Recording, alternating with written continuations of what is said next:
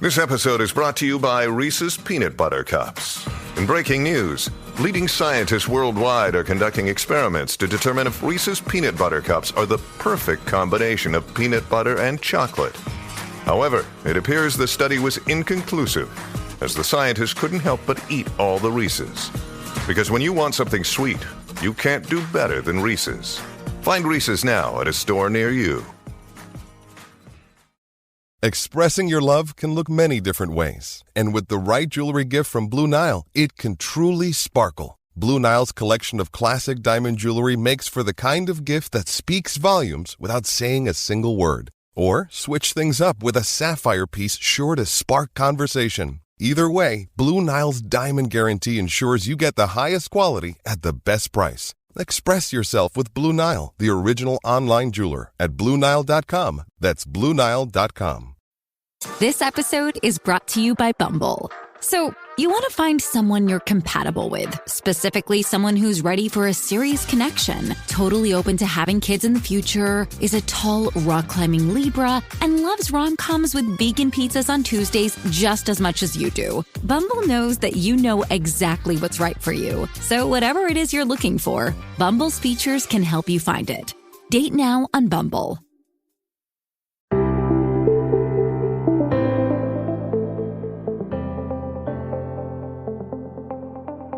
Hello and welcome to the Paddock and the Pavilion with me, your host, Stephen Wallace.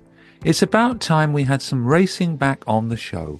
And after our spell of cricket, you will be hearing from Newmarket-based trainer Dylan Cunha, the South African who has made a flying start to the flat season. And he has a fascinating story to tell us. The Group 1 winning trainer in South Africa who took a different path before returning to the training ranks at the home of racing. Hello, Dylan. Welcome to the Paddock and the Pavilion. Lovely. Thank you for having me. It's good to be here. Well, thanks for joining me. A lot's happened since I last spoke to you at the Phantom House Yard on the Henry Cecil Open weekend, because I don't think at that time you had the whole yard. Yeah, I think we were still in the bottom yard and we just had about 8 horses across the way. We were still about 23 horses and we're literally up to 54 something now. So we've doubled, yeah. So it's really good. And you've had a dream start to the season. Oh, it's been unbelievable. We've had 8 winners already, and we've won the Brocklesby, which was massive for us. One of our goals this year, I set 3 goals out this year. One was 30 winners, one was hopefully a group winner, that was the hopeful one, and one was a decent 2-year-old winner. So to tick off the decent 2-year-old winner in the first race of the year basically was brilliant. One of the 3 goals done. Well, that's a good start. Did the horses surprise you on Brocklesby Day? Did you expect to win? No. Look, I didn't expect to win. I expected to run in the first 4. It's hard to say you're going to win a Brocklesby because you don't know anything else in the race. But he had showed really good work, and I did say if he was out the first 4, I'd be really disappointed. I did feel that if we didn't win it this year, we would never win it because he was the most forward 2-year-old I've ever had. So, but you just don't know what you're running against. So I'm really thankful he did win. And what's plans for him now? He's going to go to Ascot on the 1st of May for Trials Day. And if he runs well there, he'll go to Royal Ascot for either the Norfolk or the 5 and the 6 furlong. I can't remember the name of the other one. There's a Windsor Castle as well. Windsor Castle, that's it. Right, yeah. So he'll go for one of those 2. Well, let's get back to how you started in racing. Also going to mention cricket, because I know you're a big cricket fan later in the podcast, but how did your love of horse racing begin? Well, I was pretty much born into it. My dad bred horses, so I grew up on it was a small stud farm, and he bred horses, and obviously he bred to race, so he was an owner breeder, so he ended up training at some stage, so it was literally born into it, grew up around them, and yeah, it was just a natural progression. I think it was always going to happen. I'm really close to my dad, so it was. I was always with him with the horses, and that's just grew from there, I suppose. Because you rode as well. Yeah, I rode. I was riding when I was probably as young as I could walk. I was riding horses, bareback, without bridles. It was just a different world now. I'd never imagined my kids doing that. But yeah, and then eventually progressed and rode in a few amateur races. I only had about 10 rides, 3 winners, a few seconds. I think only 2 weren't placed out of the 10 rides. So I had a good little short amateur career, which was fun. Does it always help, though, having been an ex-jockey, to know what it's like to be a jockey? I think it makes a difference in reading a race. It makes a difference in seeing how your jockeys ride them. But a lot of the time, there's not much you can do. I don't think it benefits you in any way training them, but it definitely helps you understand a race better when you watch a jockey ride one of your horses. And how old were you then when you started training? I know you came to Newmarket for a spell, didn't you? Yeah, I was in Newmarket and Lambourne, and then I went back to South Africa. I think I took my license out at 28. 25. I won a Group 1 at 28 and stopped training at 29, something along those lines, close to that, yeah. And when you came to Newmarket, who did you work with then? It was about 98, I think 97, 98. It was Robert Armstrong. He's a very good trainer, one of the better small trainers in England, many big Group 1 winners. When I got here, he was coming to the end of his career. He had just had Sheer Danzig run 3rd in the Melbourne Cup, but it was basically the end of his career. He stopped, and I went over to Barry Hills, and Barry Hills was sort of in the prime of his career with horses like Distant Music and Rainbow High. So it was just brilliant grounding and experience. I was only a stable lad, had no fancy title or anything. I literally just mucked out boxes, rode horses, and it's at 17, 18. I mean, what more do you want? I loved it. It was some of the best times of my life, I think. And then you said you started training at 25, and at 28 you trained a Group 1 winner. Yeah, I started training at 25. I think we started with 4 or 5 horses. Luckily for me, in that group of first horses we bought was a horse called Strategic News, who won at Group 1. Another filly who gave me my first winner called Coconut Grove. I think she won 9 races and a listed race. So I was lucky. We've always been able to buy decent horses. My dad's really good with the pedigrees, and I'm really good at picking them on the confirmation. So between us, it started like that here in England again. We've really started off with nice horses. Basically, we're a good combination of buying decent yearlings. So it was started off well there, and it started off well here, just purely because I think Gordon Elliott said it the other day, you win your races in the sales ring, which is the truth. And getting them at the right price, I guess. Yeah, for us, it's all about price. In those days, Coconut Grove was 28,000 Rand, which is about £1,000 now.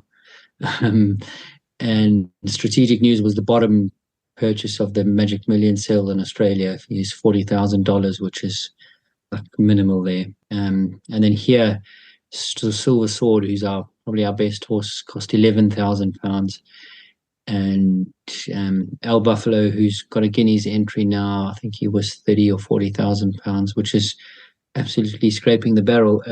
We're literally doing what we're doing with horses that are the bottom end of the market. We can never really buy what we want to buy, but look, we have to do what we have to do till we've got the owners. I guess when you won that Group 1 race, you could never envisage that you'd be leaving South Africa. No, yeah, it was strange. Like, I won the Group 1, and a few months later just gave up training in total. It was still the Marcus Jooste era, he's the guy in South Africa who was the big owner, who actually shot himself last week. And if you didn't train for him, you basically had no chance. So I literally didn't train for him, could not compete against. It was like literally racing against Godolphin every day of your life in every division of horse racing. So it was virtually impossible. But it was probably good for me, because becoming an airline pilot was what I needed. It really manned me up, really made me disciplined. Really, it taught me a lot about life. So I'm glad the way it went. It all worked out well for me. So was it quite tough mentally, though, training when things weren't going well? Oh, yeah, it was extremely challenging. It was, look, I was only young. I was 28 at the time, like I say. It was almost bullying to an extent, but you had to do what I had to do. I made the right decision at the time. I would have been a miserable person carrying on. So, yeah, it was mentally it was extremely taxing and tough. At the time, I was going through a divorce as well, young marriage, divorce. It was a tough time in my life, but definitely came out stronger and better off on the other side of it all. And you've mentioned it already, an airline pilot. What a career change. Yeah, so I was flying I was flying as a hobby on the side, and then I just took it up full time. It was a lot more fun. It was a lot less stressful, believe it or not, than training racehorses. And yeah, it was good salary, good money. I got to travel to places most humans will never go to.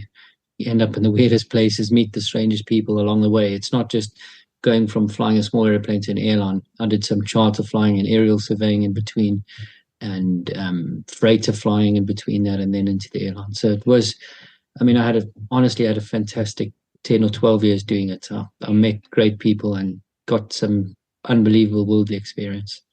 So you were doing long haul flights? Yeah, well, in between, so I did a bit of charter, and then I worked for a company that basically hired us out to other airlines before I got into Mango Airlines. So I was based in the Middle East for a bit, flying all over Europe, flying all over Africa. It was great. I really enjoyed it. Yeah, it was. I couldn't have had a better period in my life that just manned me into the person I am now. So it was brilliant. A lot of responsibility when you've got all those people on an aeroplane. Yeah, it is. That makes you mature and grow up. Um, it's look, it's a very well controlled, well disciplined environment, and I think yeah, it's good for any young man. It's sort of military environments. A lot of the airline senior pilots are ex-military, and it's I would say it's very militarized, which is good. It's probably what I needed as a young guy. So none of us need to worry about when we're in an aeroplane then? Oh no, it's the safest. I mean, the char is probably the safest mode of transport ever. And then you moved to Newmarket. That was because of COVID originally, wasn't it? Yeah, so I ended up in a good airline called Mango Airlines, which was the dream job. I was based in Durban, where I'm from, lived on the beach 5 minutes from the airport. We had a good roster, good salary, was a great airline. We're part of a big network, so we could literally fly anywhere in the world for free, just pay the airport taxes.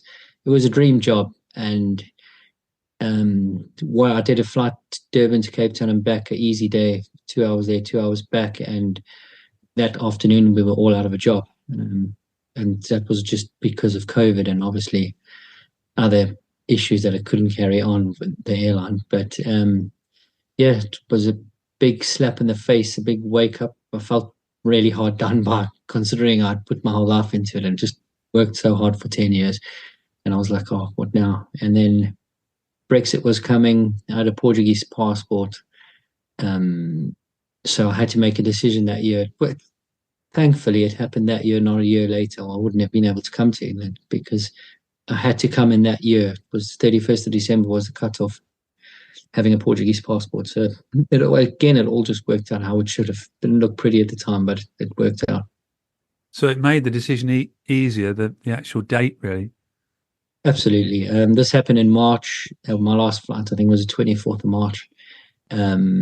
Sat there for 3 months in lockdown, not knowing what to do. And then we were like, right, it's now or never. Let's just do it. I had the option of going to Ryanair, which was an option. There's other airlines here I could have gone to.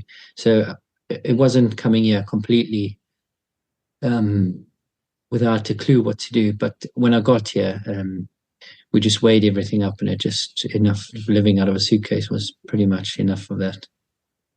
Why did you choose Newmarket? So Newmarket was the choice to start with, just purely because it was close enough to Stansted Airport it's only 40 minutes drive. It's my brother-in-law at the time and my sister, so they live in Newmarket. My brother-in-law worked for Simon Crisford. My mom and dad were moving here to be closer to them and their grandkids. So it was just a place where we had some sort of structure and support. And yeah, it was, and I knew Newmarket from back in the day, so it made a bit more sense. Yeah. And on a personal level, have the family settled well in Newmarket? Yeah, everyone loves it. you can't not love Newmarket. It's great. Everyone loves it. Our kids are in a good school in Malton, which is a great little school just at the other side of Warren Hill, literally. And everyone loves it. It's a fantastic place to live. Really Even is. the weather. Yeah, it's not that bad as British people make it out to be. It's not that bad. It's long. Our winter in South Africa is like 6 to 8 weeks. Where here it's a full 3 or 4 months. That's the only difference. Otherwise, it's not too bad. It's really not that bad. It's a bit wet at the moment, but I'm sure it's going to be sweating soon. I'm sure. At some time, there'll probably be a drought in the middle of the summer, knowing us. Yeah, exactly. That's my experience so far. Anyway. And then at some point, you then decide to start training again in Newmarket. Yeah. So, an interesting thing a lot of people don't know. While I was in lockdown, I did an auctioneering course, just purely to do something. I was so used to studying with the airline, just sitting there. I didn't know what to do with myself, so I did an auctioneering course, and I quite enjoyed it. It was a lot of fun. And I really thought, okay, this is something I could do. Tried to get into tats and goffs, but obviously, rightly so, that they employ from within. So they obviously got their auctioneers, and then if you're a bid spotter, you go through the process. So couldn't get into telesaws or goffs. Didn't want to go back flying because it's just living out of a suitcase with 2 young kids is not ideal. And one day my dad just said to me, why don't you give training a go? You were a really good trainer. You never gave it much chance. You won a grade 1 with your first crop of horses. He's like, you've got to give it a go. So I really didn't want to. And if I knew how hard it would be, I definitely wouldn't have. It's been way harder than I imagined. So we just bought a horse and started the process. That took 6 to 8 months, the BHA and South African Horse Racing Authority. Then I had to do the modules with the racing school. Which was actually great because the modules, I didn't know anyone at the time, and the modules actually introduced me to different people in the BHA, people in vets, lawyers, accountants, bank people. So it was great. Got me time to get everything set up, and then well, I'm glad I did it. It's been way harder than I thought it would be, but I'm glad I did it. It's been better than I thought it would be as well. Well, for someone who can run an ultra marathon, I'm sure you've coped. But Look, how do you go about staffing though? All the ultra marathon, and it's a really good lesson for people actually who exercise and run. That mental pushing yourself through when you can't go anymore. All that came and helped me when I really needed it. Running people in general are really strong-minded. To run an ultra marathon, you really get to know yourself, and you have to really be stubborn to get finished. You have to really have a bit of pride as well to not fail and finish the race. And that's all helped me building up the stable. There were days where it was like as painful as you can get, but we managed to get through. Staff was a challenge, as you asked. I started off with no staff. That's just myself. And then slowly met people just through mucking out and riding out, and slowly built a team up. It took the first year, I really struggled, and then I really got a nice team built up now. I've probably at the moment got the dream team. I wouldn't change any of them. They're brilliant. I really got a good team now. Coming up later in today's show, find out the link between Dylan and the 1973 American Triple Crown legend, Secretariat. Remember, the easiest way to follow the Paddock and the Pavilion is to subscribe to the show on either Apple Podcasts, Amazon Music, Google or Spotify. Plus, you can now do the same on our YouTube channel, where you can catch all of our episodes. Now let's get back to Dylan talking about the progress the stable has made over the last 2 years. You got one winner in 2022, and then last year 16 winners out of 111. That's quite a good strike rate. Yeah, the first year we mainly had 2-2-year-olds who weren't ready to run, who we bought. Between them now, they're really good horses. They're rated, I think, 82 and 103. And we had Mr. Fires, he was just running places. And then we slowly got 1 or 2 more horses, and then the winners started to come. Last year was magnificent. 16 winners, like you say from 100, and it was about a 14% strike rate, which is solid. I think we finished the year on 15% strike rate and 16 winners, which was perfect. We won a 100 grand race at York. We had winners at Epsom, Chester. We were second in a 100 grand race at Epsom on Derby Day as well. So we were at the big tracks, which is that's our focus really. So it was a massive year, and then it continued into the winter. Now we've had a really good winter. Besides having 8 winners now in the beginning of the year already, we've won some good prize money this year, I think. Just in the last week, in the last 10 days, we've won about £50,000, which is massive for us, because that's our focus, is the bigger days and the bigger prize money. That is what our focus is, even though we're batting with, what would you call them? Batting with the cheap horses, but we're really aiming high. So that's where we want to be anyway. And Silver Sword was your sort of flag bearer, 3 wins last year. Yeah, Silver Sword was great. 3 wins, but he won a Sunday series, Skybet Sunday series on RTV. It was 35 grand, and then he won a 100 grand Heritage Handicap at York. So 2 of those 3 wins were massive. He was also second in a 100 grand handicap on Derby Day at Epsom. So he really got the stable on the map. Whenever I show owners around, I say to them, we started with 3 horses, but Silver Sword, we owe everything that's here now to Silver Sword. He really got us on the map. People really started to notice us. Besides that, he was second in a Group 3 at Newmarket at the end of the season as well. So he was massive for us. And he's running in the Secretariat, the former American Triple Crown horses' colours. Yeah, so he runs in Secretariat's colours, as you say, which is brilliant. Linda Mars and Richard Ware have partnered with me.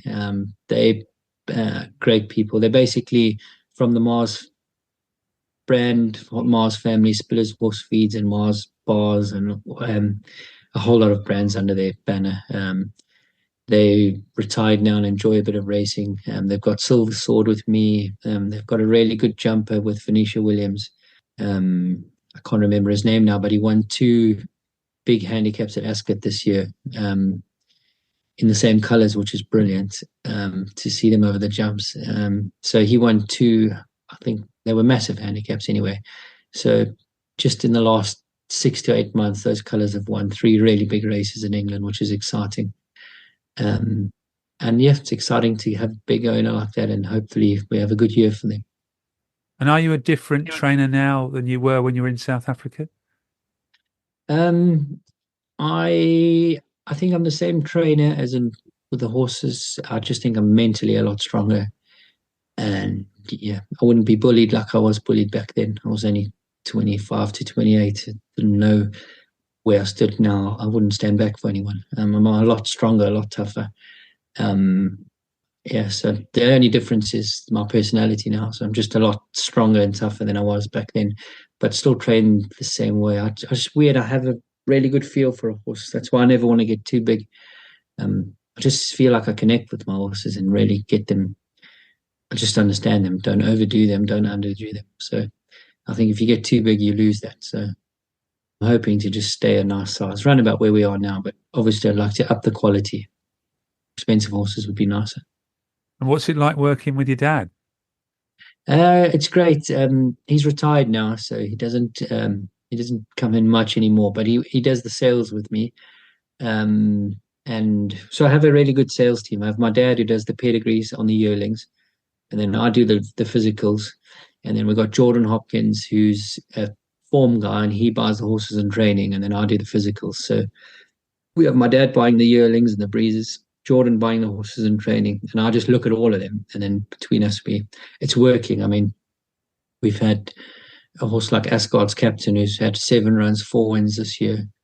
Mart, we got him at the horses and training sale last year for 11 grand. He's won 3 over the winter. He was second on All Weather Finals Day the other day and earned basically his purchase price back. Bought a little filly called Gogo Yubari, who actually runs tomorrow for 5 grand. She's at 2 wins, 3 places, and she earned her prize money back running third on All Weather Finals Day as well. Her whole purchase price, sorry. So yeah, and then in the yearlings we've got El Buffalo, who's got a Guineas entry. We've got Silver Sword, who's gone on to be a good horse. So the team we've got buying the horses, I think, is one of the secrets to how well we've done. And we mentioned off air that you're doing all your own social media, which is quite different from quite a lot of trainers and things. Yeah, I do all the social media. I want it to be authentic, and I think of ideas. I take a bit of pride in it. A lot of it's just blabber to stay in the algorithms and just stay. So you post something all the time, and it's definitely personal. I feel like Stefano Churchy passed away yesterday, and I struggled to find the motivation to post anything yesterday or today, because I put a lot of effort into it and a lot of me goes into it, and then something like that happens, and you can have a look. I've literally only reposted stuff. I haven't actually posted anything for the last 2 days, just purely because that's how much I put into it. It comes from deep within. Everything I put in effort from myself. It's really from me. And something like that knocks you back, and it's just hard to. I find it difficult to actually find anything. Like, just puts everything into perspective, doesn't it? But yeah, I do it all, and like I say, it's personal, and it's. I think it gives a different touch to it, and I think people can feel that. And then I've got a great race planner. His name's Bob Stevens. He does a race planning with me, so him and I spend hours on the phone arguing and fighting about difference of opinions. But I mean, between the whole team, we seem to get it right. The horses are 99% of the time, our horses are on the right races, not running in the wrong races. The guineas might be a different argument, but 99% of the time we got them in the right races. But communication is important, isn't it, in racing now, to get owners and syndicate owners? Yeah, it's massive. And even the sole owners want communication now.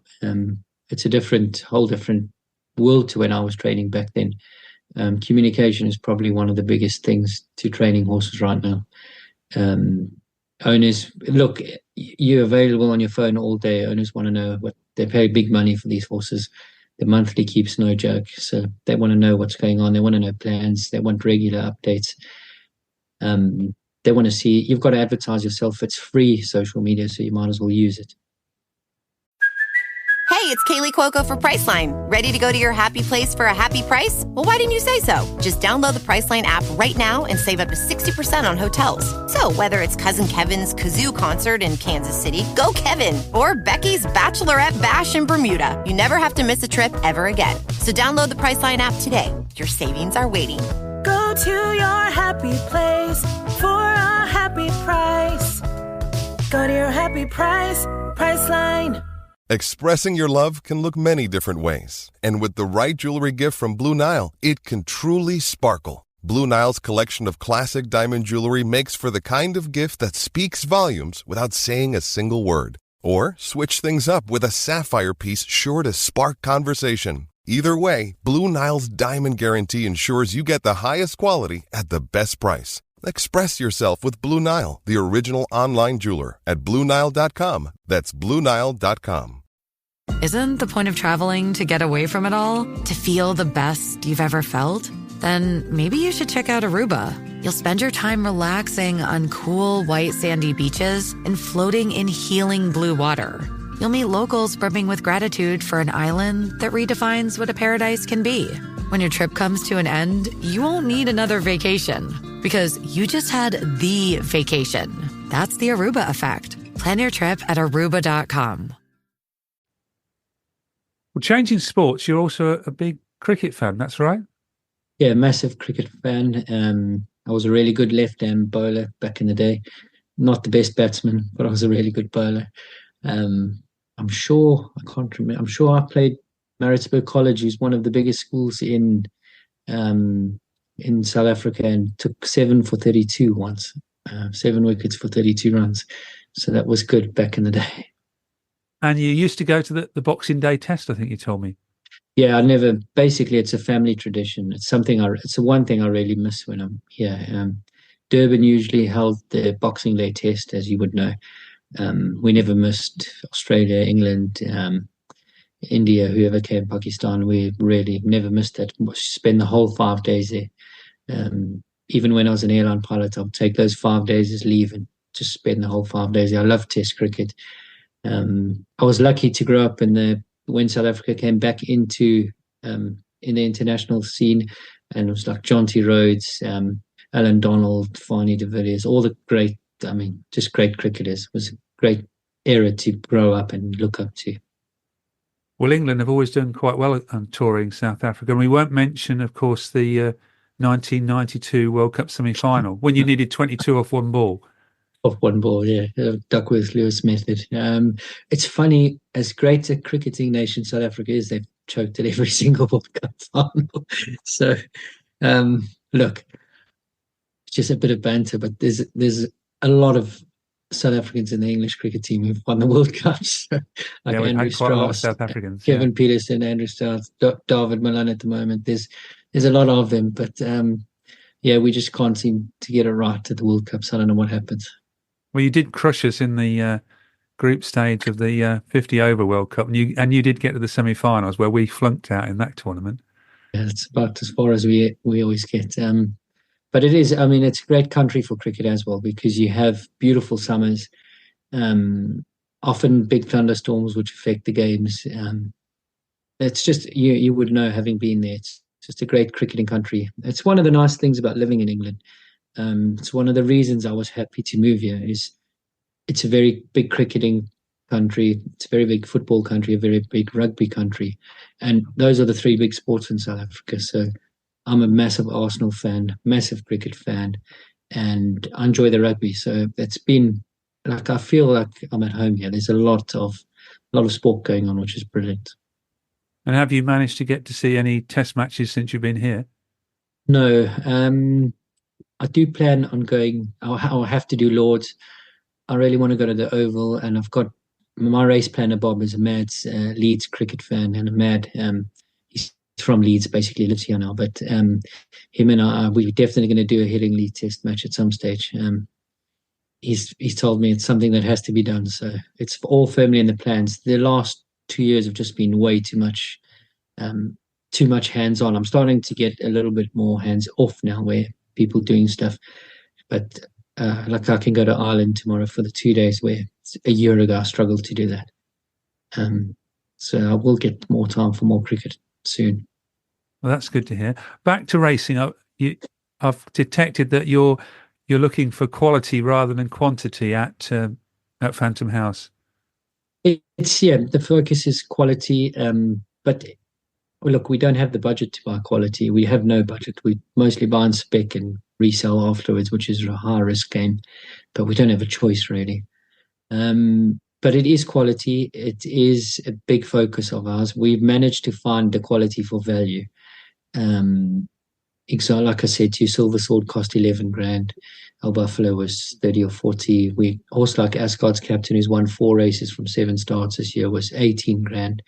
Horse like Mart, who's won 3 over the winter, he was 11 grand. We got some nice horses to come out where we just paid. Most of our horses are under 40 grand. But we don't just buy horses for the sake of having them. We spend a lot of time arguing and discussing and back and forth and debating, and we have a really strict short list, and we don't budge from it, and we only buy the horses we want. Quality is the focus. Big days are the focus, and prize money is the focus. I did say on Sunday, our goal is 30 winners this year, but I would happily take 15 if we won 2 or 3 big races. It's not about winners, it's about winning big races and big prize money. And I guess if you win big races, the more chance of getting more owners and quality horses. Yeah. And prize money look, we don't have to go on about British prize money. It's really bad. It makes a big difference if you're winning decent races. Like I say, 50 grand in the last 10 days for us is massive. That's what it's about. Okay, our owners getting proper money. And those were with, it sounds funny, but Gogo Yubari was rated 58. Marta was rated 71. So that kind of prize money is with horses rated 58 and 71. We just managed to get them in the right races and earn the big money. That's what it's about. And it's not always going to happen. And possible Guineas runner this year? Yeah, so I would say highly likely. I've emailed the handicapper to see what kind of rating he's currently on of 2 runs, because I'm wanting to not give him a 3rd run and maybe go straight into it. but he needs to be over 80 for that. I haven't had a response yet, but he's on good form. He worked really well this morning. He had a proper gallop this morning over 7 furlongs with Reese Clutterbuck. And he was happy with him. I was happy with him. I don't fancy him to win the Guineas. I would love to just get in. The City of Troy looks like the absolute next Frankel.